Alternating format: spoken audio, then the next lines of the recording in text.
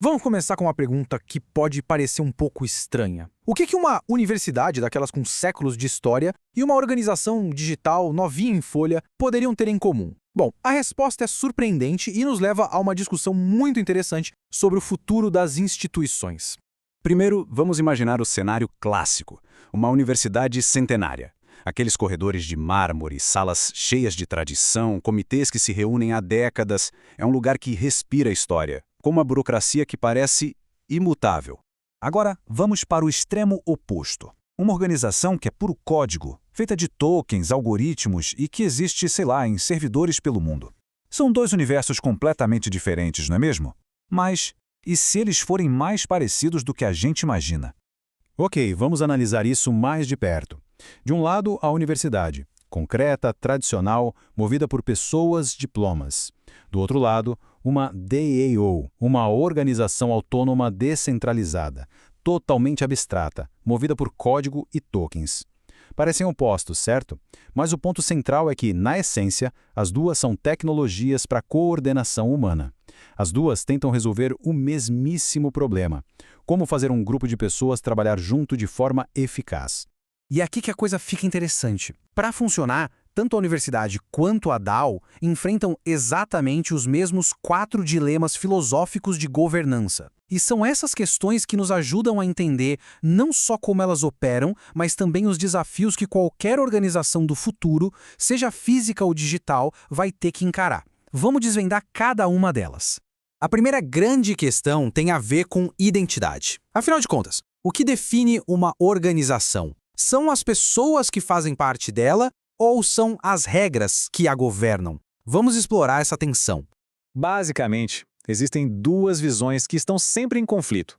A primeira diz que a organização são as pessoas. A governança, nesse caso, nasce da confiança pessoal, dos relacionamentos que são construídos com o tempo. Já a segunda visão diz que a organização são as regras, o estatuto, o contrato inteligente. Aqui, governar é seguir procedimentos impessoais de forma bem objetiva.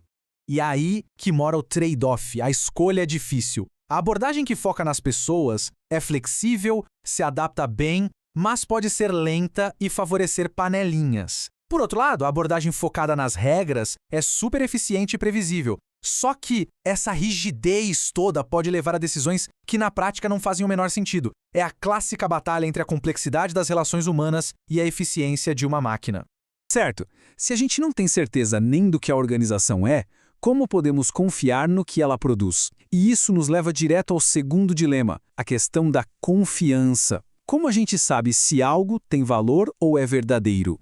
Bom, tradicionalmente, principalmente no mundo acadêmico, a confiança vem da revisão por pares, ou seja, um consenso de especialistas. A gente confia num artigo científico porque outros cientistas renomados disseram que ele é bom. Já no mundo digital, a tendência é confiar nas métricas, num consenso de mercado. Um produto é bom porque tem milhares de avaliações positivas. Uma criptomoeda é valiosa porque o preço dela está subindo. E aqui temos outro trade-off importantíssimo.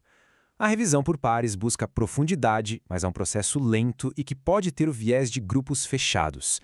As métricas, por sua vez, são rápidas, parecem mais democráticas, mas podem ser manipuladas, incentivando mais a quantidade do que a qualidade. Esse dilema é central para a chamada ciência descentralizada, a DeSci, que tenta usar blockchain para tornar a ciência mais aberta. Isso tudo nos leva a um conceito bem importante da Web3, o token de reputação. A ideia é que ele funcione como um oráculo, tentando transformar algo super complexo como qualidade acadêmica em um sinal digital simples. Mas a pergunta de $1 milhão continua. Isso resolve o problema da confiança ou só muda ele de lugar? Quer dizer, como a gente garante que o próprio oráculo é confiável? Vamos para o terceiro problema, e esse é bem espinhoso. O que acontece quando seguir as regras à risca leva a um resultado completamente desastroso? Quem é que tem a palavra final? A letra da lei ou o espírito da lei? De um lado, temos o tal espírito da lei.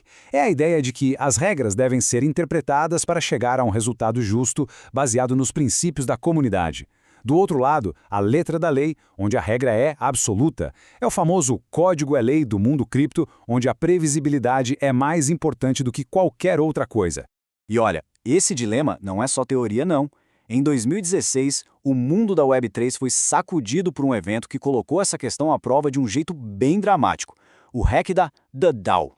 Para entender o que rolou. Primeiro, um hacker achou uma brecha no código e conseguiu desviar milhões de dólares. Segundo, e aqui está o pulo do gato, pelas regras do código, a transação era 100% válida. O hacker tecnicamente não quebrou nenhuma regra. Terceiro, a comunidade decidiu que aquilo ia contra o espírito do projeto. E aí eles votaram para basicamente reescrever a história e reverter a transação com um hard fork, que é uma atualização bem radical do sistema. E essa frase resume tudo perfeitamente. A comunidade escolheu a justiça daquele caso específico em vez da rigidez do código. É o mesmo tipo de debate que acontece todo dia em comitês de universidade, quando um aluno quebra uma regra, mas tem uma boa justificativa. A grande diferença é que no caso da DAO, a brincadeira envolveu milhões de dólares e teve um impacto global. Isso tudo nos leva ao nosso último e talvez mais profundo problema, essa busca por um sistema de regras perfeito e a conclusão inevitável de que ele simplesmente não existe. Sabe, existe um sonho, principalmente na engenharia, de criar o sistema perfeito, um conjunto de regras que cobre todas as possibilidades. Mas a realidade é que as regras sempre têm uma textura aberta. Elas têm lacunas, ambiguidades que o futuro, que é imprevisível, sempre vai acabar revelando. As regras nunca são 100% completas. E aqui tem um paralelo genial com os teoremas da incompletude de Gödel, um dos resultados mais importantes da matemática. O que eles mostram de forma bem simples é que nenhum sistema formal, seja matemático ou legal, consegue responder a todas as perguntas que ele mesmo cria. Traduzindo para a nossa conversa, um sistema de regras, seja um estatuto de universidade ou um código de blockchain, nunca vai ser suficiente. Em algum momento, o julgamento humano, a política, a deliberação, eles não são só úteis, eles são inevitáveis. Então, o que tudo isso quer dizer? A gente volta para o mistério do começo. A conexão entre a universidade antiga e a DAO do futuro não está na aparência delas, mas nos dilemas de governança que as duas enfrentam. E a solução para esses dilemas não é uma resposta pronta, mas sim um mapa de escolhas. E a conclusão mais importante é esta: não existe um sistema de governança perfeito. Não tem uma solução mágica que a gente possa simplesmente copiar e colar. O que existem são trade-offs, são escolhas difíceis entre valores que competem entre si. Flexibilidade contra eficiência, justiça contra previsibilidade, abertura contra segurança. E este mapa aqui resume bem a história. Quer mais automação? Ótimo, se ganha eficiência e velocidade, mas se arrisca a ter um sistema rígido, que não sabe lidar com o inesperado. Quer mais descentralização? Se ganha resistência à censura, mas a resposta a uma crise pode ser bem mais lenta. Priorizar o anonimato se incentiva a uma participação mais aberta, mas o risco de ter menos responsabilidade quando as coisas dão errado aumenta. Toda escolha tem um preço.